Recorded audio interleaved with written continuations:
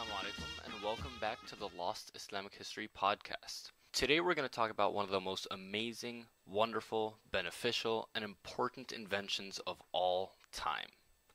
Coffee. Today over 1.5 billion cups of coffee are drunk every single day all around the world. It's become a cultural staple almost everywhere you can travel to and is part of billions of people's daily routines. So where did this tasty and addictive drink come from?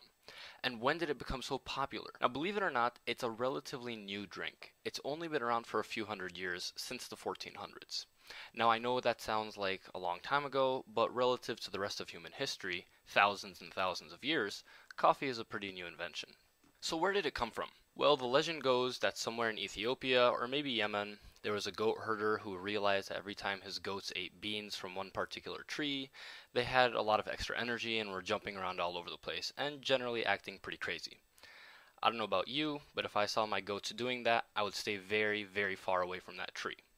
But apparently that goat herder was a pretty brave fellow and ended up chewing some of those beans, and realized that he had more energy because of it.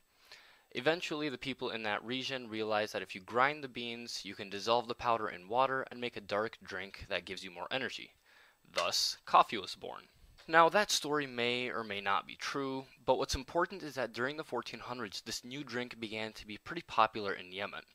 They called it qahwa, based on the Arabic root word qaha, which means having no appetite, because this drink tended to dull one's desire for more food. It was especially popular in Yemen among Sufis and other religiously oriented people, as it gave them the energy to stay up at night worshipping God. From Yemen, the drink spread north into the Ottoman Empire, where the Turks called it kahva. By the way, the Italians took the Turkish word and pronounced it as cafe, and from that word came the English word coffee. Interestingly, at first some Islamic scholars in the Ottoman Empire had a temptation to declare kahva as haram, or unlawful according to Islamic law. The reasoning for that was that this new unknown drink affected the mind, so they were afraid it might be similar to wine, which is unlawful in Islam. In any case, that ban didn't last long, because during the reign of Sultan Suleiman Qalanuni, also known as the Magnificent in the West, the highest religious authority of the empire, the Grand Mufti Abu Saud Effendi, analyzed the drink and realized there is no legal basis in Islam to declare it unlawful, so the consumption of coffee was allowed again in the empire. And, as you can imagine, the people rejoiced. Throughout the empire, and especially in Istanbul now, coffee shops began to spring up all over the place, and European travelers took notice. Wealthy Venetian traders especially imported this new drink into Europe throughout the 1500s and 1600s. In fact, one of the main ports in Yemen where Europeans bought coffee beans was a city called Mocha, and from that, of course, we have the word mocha for a specific style of coffee. Now, the Europeans also went through a religious legal issue with coffee. The Catholic authorities were tempted to declare the drink as unlawful, especially since it was a quote-unquote Muslim drink. But eventually, in the year 1600, the Catholic Church again allowed its use, and again, the people rejoiced.